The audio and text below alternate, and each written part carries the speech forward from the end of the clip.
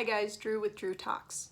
So the big news right now is the COVID relief bill that the House and Senate and Trump have all been debating.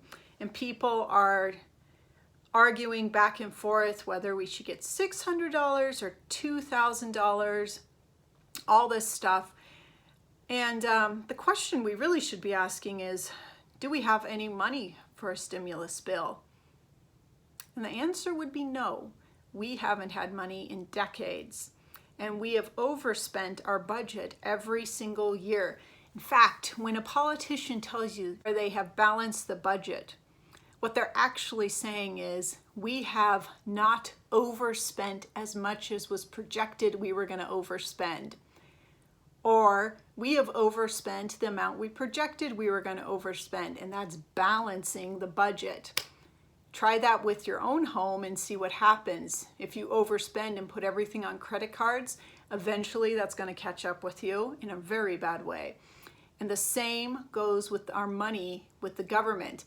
Now, we all know the government doesn't have any money. All the money they have comes from the people. They are not a money-making enterprise. They take money.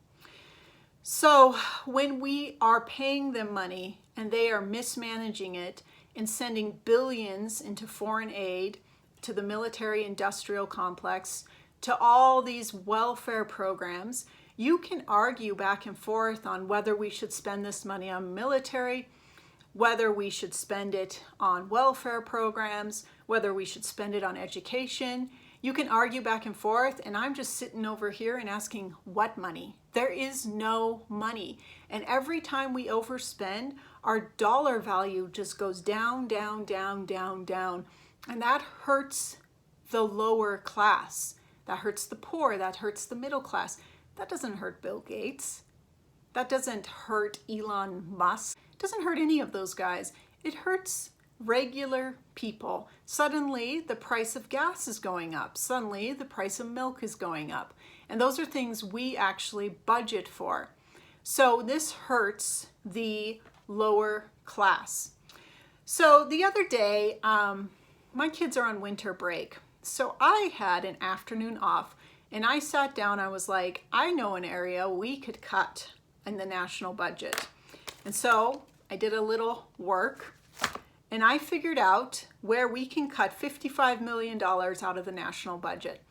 Now I know that is a small amount when you think of the trillions that are spent and our debt level, but it's a start. And I did that in one afternoon, and I'm just a housewife sitting in my home doing this off the computer. So I really don't know what excuse there is for our guys in Congress at this moment. So let's take a look at Senate and House salaries. Right now, our representatives make $174,000 a year. That's 100 senators and 435 House members. Now, the first thing we need to do is set term limits. I've heard some weak arguments that say we need people that have been there for 40 years so they can hold the higher positions based on seniority. I think seniority is a poor reason to promote someone. I have worked jobs where they promote people simply on seniority, and those are some of the worst jobs because you got people in power who have shown up for 20 years and done nothing but suck air. And they get promoted because they've been there the longest. It's like an endurance score on a video game. It means so little. So promoting people on seniority is a dumb idea anyway. So we need a 16-year term limit on Senate and on House. After you've been there 16 years, go home to your state and someone else can come in. This is not meant to be a career. This is a service you do for your country. So what I did, instead of just blanket, everyone makes $174K a year, I sat down and looked at what the average income is for each state. And the data I had was from 2018, so it's 2 years old, but good enough. I also looked at the average house price for each state in 2020, and I looked at the average cost of a rental for each state in 2020.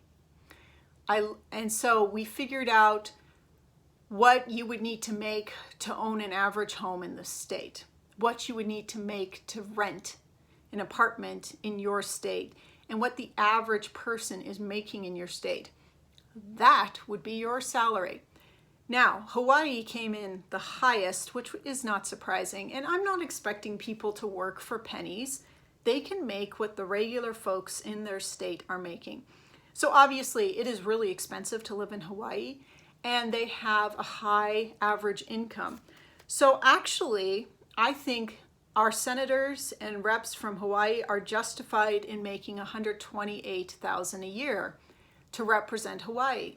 I don't see anything wrong with that.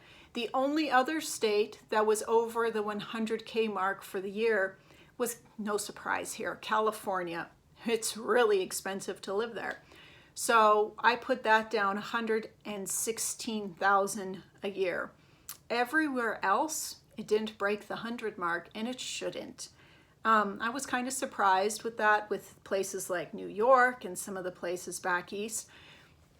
I also was shocked at the amount of poverty in West Virginia. My gosh, it is criminal that the representatives for West Virginia make close to $200K a year in their state. If they were making what they should be making, they'd make $39,000 a year. That is the level of poverty in West Virginia. So you don't like what you're making for the state you represent? Then you need to do things that actually bring people out of poverty, not just giving them food and handouts, but actually making it so they can climb a ladder and get up out of poverty and into the middle class.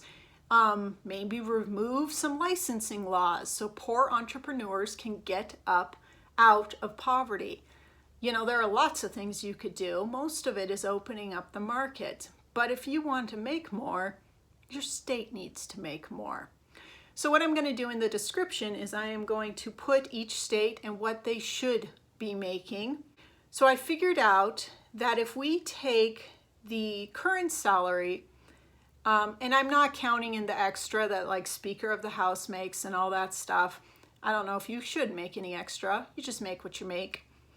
It's a $93,090,000 is what we are budgeting each year for all of their base salaries. I'm not talking about travel expenses, right?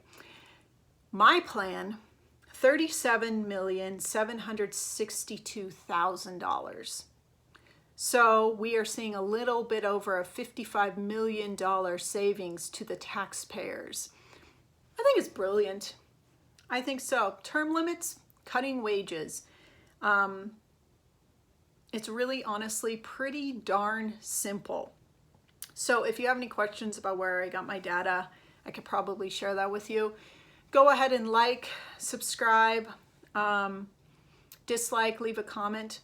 The one thing I do want to leave with is right now we have like a spattering, like maybe 1, 2, maybe 5 representatives in Congress who are actually fiscally conservative, and they are standing by themselves because we keep sending in people who promise things and then don't have the fortitude to follow through as soon as their party comes knocking and says, hey, we need you to look out for these lobbyists here.